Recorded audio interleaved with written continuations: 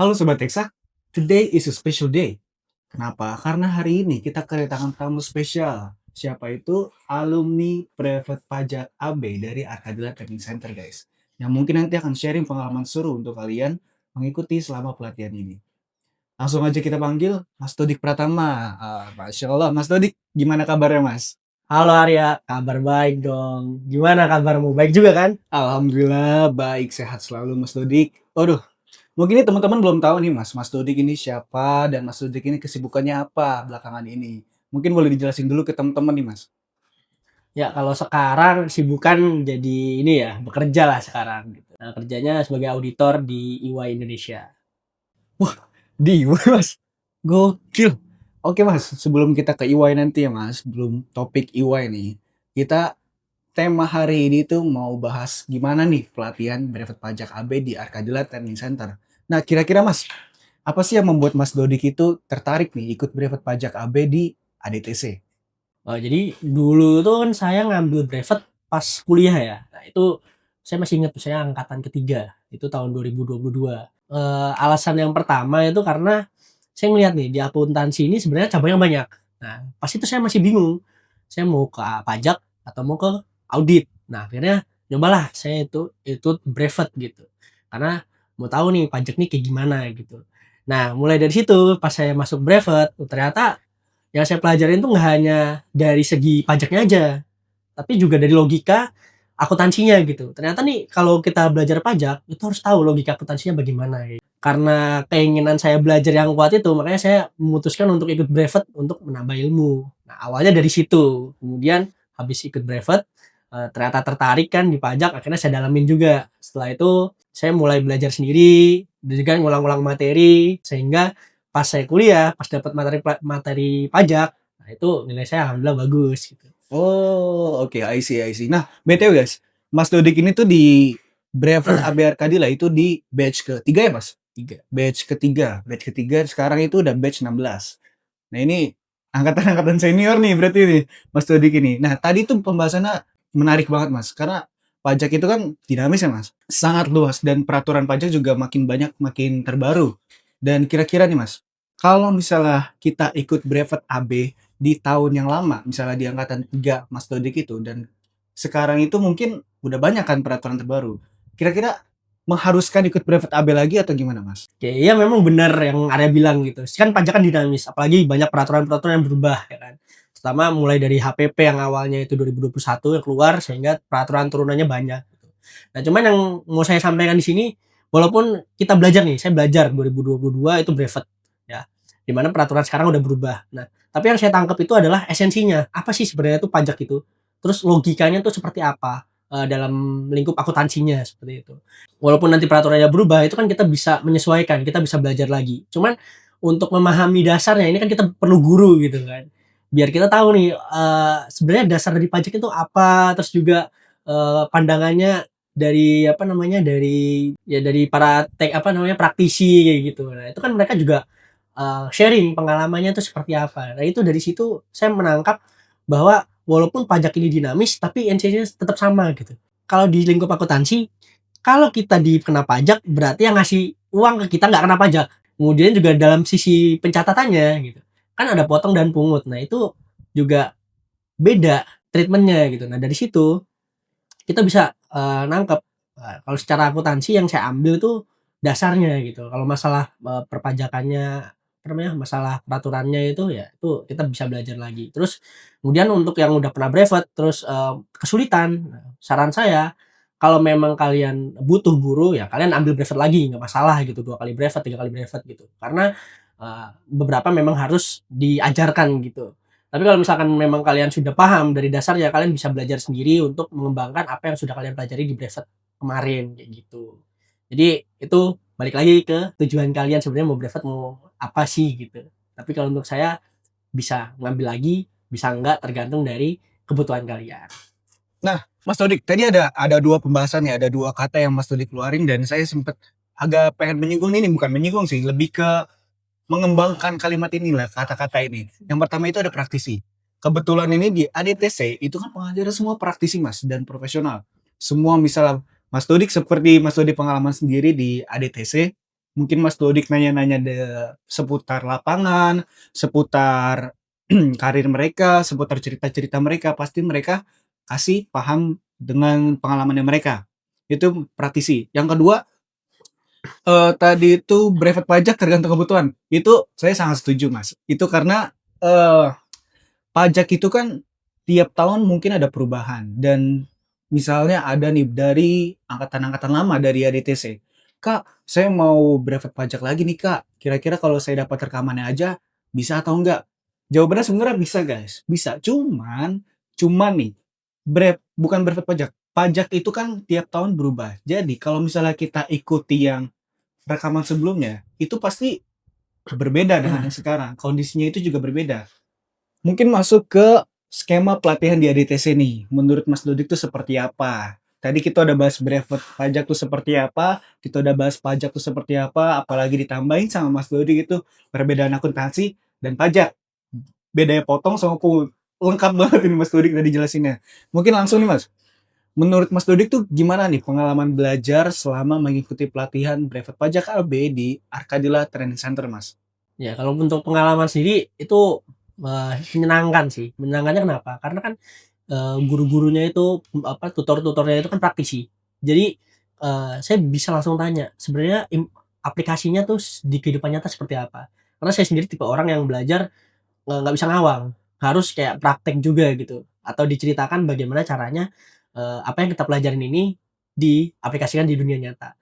Nah itu jadi dari situ, saya merasa kayak, "Oh ini enak nih ngajarnya nih," terus saya nangkep.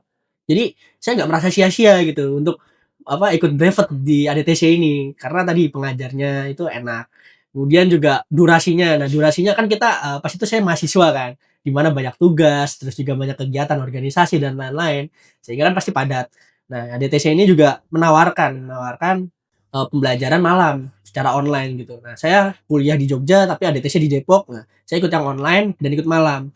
Nah, kenapa? Karena pas malam itu saya udah beres kegiatan dan lain-lain, sudah istirahat juga.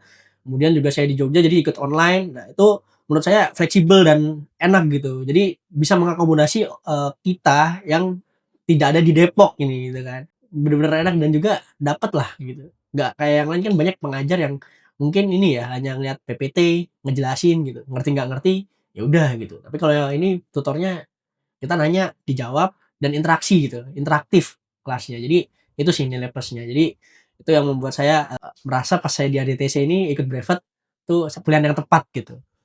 Nah, Mas tadi udah dijelasin banget nih secara detail tuh. Nah, sekarang ini penasaran nih, mungkin teman-teman juga penasaran nih, Mas. Setelah lulus dari brevet AB itu mau kemana sih? Mungkin dari Mas Dodik ada saran untuk teman-teman dan juga mungkin nih yang teman-teman tanyain, apa sih manfaat misalnya kalau udah lulus brevet AB dari ADTC, manfaat yang paling kerasa tuh di kerjaan di lapangan itu atau kehidupan sehari-hari deh. Itu apa Mas kira-kira, Mas? Oke, kalau saya kan dulu masih bingung kan, alasan salah satu ikut brevet karena bingung, mau pajak atau audit. Jadi, salah satu saya kenal, pajak itu lewat brevet. Nah, setelah lulus ini, saya merasa kayak, "Oh, pajak ini ternyata seru juga ya," gitu. Ternyata nggak hanya soal hitung-hitungan, karena saya mahasiswa akuntansi dan pastinya tidak lepas dari apa yang namanya pajak, mau saya nanti di kerjaan, mau saya di kuliah gitu. Ya, oke. Dan kehidupan sehari-hari pun kita bayar pajak gitu. Nah, dari kita pelatihan ini saya tahu, oh ternyata dasar perhitungannya seperti ini, dasar cara untuk pelaporannya seperti ini. Nah, itu membuat saya lebih melek lagi, oh ternyata pajak nih efeknya kepada negara bagus ya, banyak gitu. Kemudian juga untuk lingkup akademik, untuk pas saya jadi mahasiswa, itu selain saya mengerti, secara teori, saya juga bisa mengaplikasikannya dan juga bisa memberikan pemahaman kepada teman-teman yang lain gitu. Karena kan banyak orang yang mungkin agak kesusahan ya, struggle di pajak karena banyak peraturannya, harus hafal tarifnya dan lain-lain gitu. Kalau untuk sekarang nih di kerjaan, nah kita kan, saya kan bekerja sebagai auditor nih, agak melenceng kan dari pajak gitu kan, kok tiba-tiba jadi auditor gitu. Penting juga, kenapa penting? Karena memang kan di audit kalau kita lihat di laporan keuangan itu ada bagian notes pajak kan, perpajakan. Nah itu kita juga sebagai auditor harus tahu, apakah benar nggak sih, pajak yang di-state di laporan keuangan audit itu. Karena itu kan sebagai dasar kita nanti melaporkan ke SPT gitu. Jadi menurut saya, yang sekarang saya udah ngerasain nih di audit gimana, di pajak dulu juga gimana gitu kan, saya juga pernah magang di pajak juga. Nah, itu saya ngerasa bahwa mahasiswa akuntansi menurut saya wajib untuk ambil. Terlepas dia mau nanti mau jadi auditor, terlepas dia mau jadi praktisi pajak, itu tetap ngambil. Kenapa? Karena di akuntansi sendiri itu tidak terlepas dari pajak. Kamu mau jadi auditor, kamu harus bisa dasarnya pajak, karena kamu sebagai auditor juga harus tahu apakah yang di state di laporan audit itu benar atau enggak, karena itu menjadi dasar laporan si perusahaan untuk lapor SPT. Dan kamu kalau mau jadi praktisi pajak ya sudah pasti kan, kamu harus tahu pajak tuh kayak gimana agar agar apa? Agar klienmu eh, itu yang memakai jasamu sebagai konsultan pajak atau sebagai apa namanya, akuntan gitu. Nah, itu juga tepat gitu dalam pelaporannya. Jadi nggak kena denda, nggak kena STP, nggak kena SKPLB yang bikin ya inilah masalah ke depannya seperti itu. Memang bener Mas, saya juga kebetulan mahasiswa akuntansi juga dari Undip dan sekarang udah semester akhir udah tua nih Mas. Dan saya ngerasa tuh akuntansi, audit dan pajak itu saling integrasi dan itu saling melengkapi. Kalau kita ngerti audit tapi nggak ngerti pajak, memang benar audit kita jago tapi rasa sayang aja gitu kalau kita nggak ngelengkapi pajak. Dan itu banyak banget manfaatnya guys. Kalau kalian tahu pajak itu nggak pernah mati ya Mas. Karena setiap negara pasti ada pajak. Sekitar 80% lebih APBN kita itu dari pajak. Maka dari itu, kita tetap butuh pajak selama negara itu hidup. Oke, ini pengetahuan pajak Mas Dodik itu sudah luar biasa guys. Karena brevet pajak AB di Arkadia Training Center itu banyak materinya guys. Mungkin kita tanya-tanya lucu nih dari Mas Dodik. Selama dari pelatihan itu kan banyak tuh materinya Mas. Kira-kira materi favorit Mas Dodik itu apa? Di brevet AB di Arkadia Training Center. Kalau materi favorit tuh lebih yang saya ingat ya, itu yang saya paling suka tuh PPN sama PBB. Kenapa saya suka itu? Karena PPN tuh kan kita tanya tahu kan ini ya, PPN, DPP kali 10%, pas itu ya, masih 10%. Terus, udah beres aja. Ternyata pas saya belajar, itu SPT-nya tuh agak susah gitu. Terus juga dari praktisinya ngomong, "Ini PPN-nya adalah pajak yang paling gampang untuk di-track." Kenapa? Karena kita punya lawan transaksi gitu. Wah, dari situ saya tertarik tuh. Oh iya juga ya, bener ya, kan kita transaksi sama orang, pasti kan ketahuan kayak gimana. Terus pas kita coba untuk kan ada latihannya juga nih, latihan bikin SPT-nya kan untuk laporan kayak gimana. Itu ternyata susah banget gitu, kayak ternyata ribet ya, cuman dikali 10% aja, untuk ngitungnya aja yang mudah gitu, cuma dikali 10%. Tapi ternyata untuk pelaporannya itu ribet juga gitu, ternyata tricky gitu, tricky. Nih, itu yang menurut saya memorable sih, itu paling seru karena itu yang paling susah menurut saya. Ya, terus yang kedua PBB. PBB itu yang di bagian PBB P3, yaitu pertambangan, perkebunan. Dan itu saya baru tahu bahwa ternyata perkebunan, pertambangan itu cara ngitungnya beda dan juga dia termasuk ke pajak pusat, bukan pajak daerah seperti PBB P2. Nah, kalau PBB P2 itu kan masuk ke daerah di mana peraturannya pasti kita beda lagi kan. Pakai undang-undang PDRD, pajak daerah retribusi daerah saat itu, sekarang HKPD. Itu tuh mungkin menurut saya itu agak struggle gitu karena ngitung tambang, ngitung perkebunan itu saya nggak pernah expect ternyata sesusah itu dan juga ada nilai-nilai apa namanya angka-angka yang harus dikonversi gitu kan. Itu kayak wah ini susah tapi seru sih ini. Jadi di situ karena apa namanya itu pelajaran yang sangat baru buat saya gitu. Nah jadi itu materi yang paling saya suka karena itu bener-bener materi yang baru saya dapat di brevet gitu, nggak ada di kuliah. Itu cuman khusus kan dan juga banyak praktisi yang memang mengatakan bahwa jarang mereka untuk mendapatkan itu karena memang itu hanya khusus untuk perusahaan-perusahaan yang bergerak di bidang perkebunan, pertambangan dan apa namanya perhutanan kayak gitu. Nah, mungkin mungkin disitulah fungsi brevet AB ya, Mas. Karena kita tuh banyak yang dapat dari kuliah dan disinilah fungsi brevet AB kita lebih mendalami pajak dan kita jadi tahu nih apa aja yang ada di perpajakan. Dan mengenai PPN tadi, saya juga kebetulan sebelum ikut brevet AB di Arkadia Training Center, saya tuh ngira tuh yang ada di kafe, Mas. Saya ngira kafe itu kan ada PPN-nya tuh. 11% kalau nggak salah waktu itu tuh. 11% PPN. Nah, setelah saya ikut brevet, Mas, ternyata itu pajak daerah ya, Mas, bukan PPN. Yang saya kira tuh di kafe itu ada PPN. Nah, itu PPN atau pajak daerah, Mas, kalau itu, Mas? Ya itu betul. Jadi yang ikut brevet itu salah satu manfaatnya itu kita kan nggak dapat dari semua dari kuliah. Kemudian kalau yang tadi pajak apa namanya kalau kamu beli makanan di restoran dan lain-lain itu masuknya pajak daerah. itu pajak resto 10%. Itu mungkin banyak orang yang dulu kan mikir kan, oh, beli apa-apa dipajakin. Tapi sebenarnya di resto itu kan pajaknya masuk daerah. Cuman orang tahu itu PPN karena pas itu PPN sama pajak restoran sama tarifnya 10% kan. Orang-orang taunya, oh ya udah kita beli dipajakin 10% gitu. Tapi ternyata pas kita belajar brevet kita baru tahu, oh ternyata kalau restoran itu masuknya ke daerah, langsung masuk ke PAD, pendapatan asli daerah gitu. Tapi kalau misalkan PPN itu masuknya nanti ke pusat langsung gitu. Ntar jadi APBN. Perbedaan dua aliran ini yang apa namanya yang kita pelajarin gitu di brevet ini. Nah, kebetulan di kuliah saya itu ada mata kuliah akuntansi sektor publik. Itu membahas tentang APBD, APBN. Nah, dari situ saya merasa pas pelajaran itu kayak, oh, saya paham nih karena saya pernah brevet dulu. Oh, ternyata ini ya, habis dari pajak ini lanjutnya kemana itu saya belajar tuh pas di akuntansi sektor publik. Jadi itu benar-benar membantu sih pas apa namanya pembelajaran saya selama kuliah gitu. Jadi nggak secara akuntansi keuangan atau akuntansi komersial, tapi kalian yang mau berkecimpung di akuntansi sektor publik atau akuntansi pemerintah itu juga harus paham gitu. Karena apa? Karena kalau kalian nggak paham, kalian akan bingung bagaimana cara budgeting APBN, APBD itu bingung nanti kalian pas apa teorinya dan juga apalagi aplikasinya nanti saat kalian memang mau apa namanya berkarir di akuntansi sektor publik. Tiga. Nah, Mas Dodik, tadi kan Mas Dodik kalau nggak salah ikut brevet itu di waktu kuliah ya? Waktu kuliah semester 3 ya berarti ya kalau angkatan di batch ketiga di ADTC. Semester 3 atau 4 lah ya. Nah, saya pengen nanya nih Mas atau teman-teman juga penasaran mungkin. Menurut Mas Dodik nih, mahasiswa semester 3 itu cocok nggak sih untuk ikut brevet pajak? Atau menurut Mas Dodik sendiri itu siapa yang sebaiknya ikut brevet pajak? Ya untuk mahasiswa sendiri, iya saya dulu semester 3 kan ikut. Memang semester 3 ini kan masih ini ya, orang-orang tuh masih rentan dia tuh masih bimbang kalau mahasiswa akuntansi. Dia mau kemana dan juga mungkin masih memahami akuntansi itu apa. Karena kan akuntansi itu beda dari yang kita pelajarin di sekolah. Itu lebih dalam lagi. Kan kalau semester 3 tuh kita dapat akuntansi menengah ya. Akuntansi menengah atau intermediate accounting gitu. Nah, jadi saran saya mungkin semester 4 sudah bisa ngambil brevet. Kalau semester 3 mungkin beberapa orang yang memang udah ada minat, udah tahu nih mau kemana, itu bisa juga. Dia mungkin dari semester 1 juga sebenarnya nggak ada batasan. Cuman menurut saya kalau memang masih bingung mau kemananya semester 4 tuh udah paling tepat gitu ngambil brevet. Kenapa? Karena dari segi apa namanya pembelajaran di kuliah kalian udah dapat akuntansi pengantar, udah dapat akuntansi menengah dan lagi on progress akuntansi lanjutan atau advance accounting untuk beberapa universitas yang kurikulumnya itu mengharuskan advance accounting di semester 4. Kalian udah dapat tuh akuntansinya.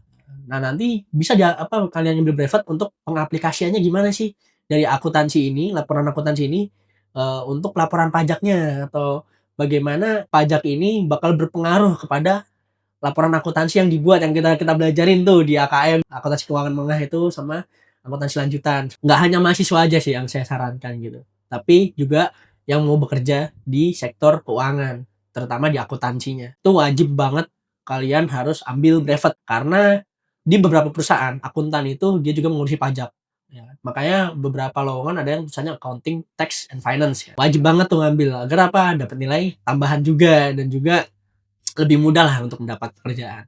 Kemudian praktisi-praktisi seperti auditor itu juga banyak teman-teman saya juga yang ngambil pajak gitu. Kenapa? Karena memang butuh gitu. Karena memang butuh. Kita audit juga selain mengaudit laporan keuangan juga kan dalam laporan keuangan itu consist of ini kan pajaknya juga gitu. Selain dari transaksi-transaksi lain. Jadi itu kan harus diaudit juga gitu. Nah, jadi itu wajib juga untuk ngambil. Ya, sebenarnya yang wajib semua orang yang mau berkecimpung di akuntansi, mau di akuntannya atau di turunan-turunannya kayak auditor, praktisi pajak dan lain-lain seperti itu. Oke, berarti menurut Mas Dodik itu mahasiswa semester 4 itu udah bisa ngambil brevet pajak ya, Mas? Karena ya saya juga mikir mungkin mahasiswa semester 3 itu masih ragu untuk ikut pelatihan brevet pajak, apalagi di ADTC. Karena ADTC tutorial semua itu udah praktisi, apalagi ditambah siswa-siswanya juga banyak yang pekerja, banyak yang usaha. Jadi mungkin mahasiswa semester 3 ini masih rada-rada bertanya-tanya kepada mereka sendiri, apakah emang gua harus nih ikut brevet pajak sekarang nih? Emang gimana sih dampaknya ke depan gitu, Mas? Mungkin nih, Mas, pesan untuk teman-teman yang ragu nih, yang ragu untuk ikut pelatihan ini. Kalau pesen buat yang masih ragu ya, udah kalian daftar aja pokoknya, nggak nyesel. Selain kalian nanti dapat ilmu baru, teman baru, Nah, itu bakal berguna kalian ke depannya. Jadi jangan sampai kalian nanti telat.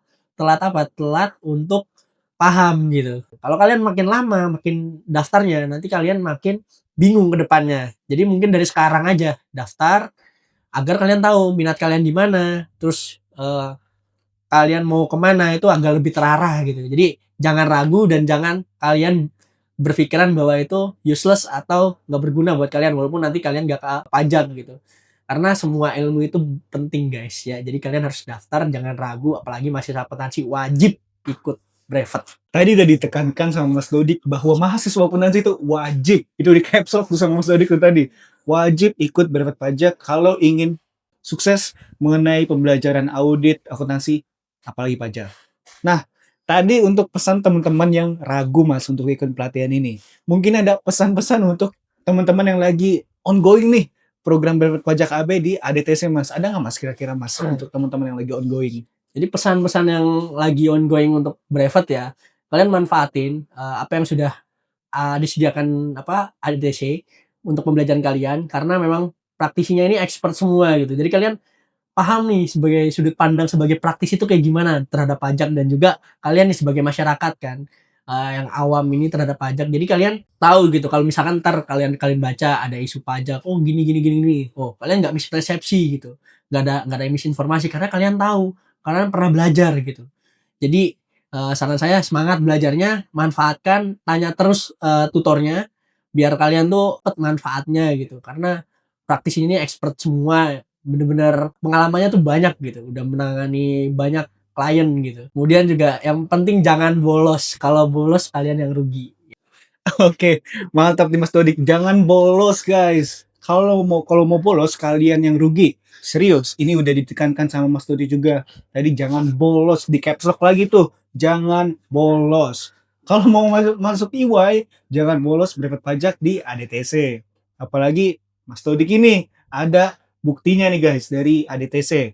Mungkin nih Mas, lucu-lucuan ya Mas. Satu kata Mas. Satu kata yang mendeskripsikan brevet pajak AB di ADTC Mas. Kira-kira apa nih Mas? Satu kata ya, jos.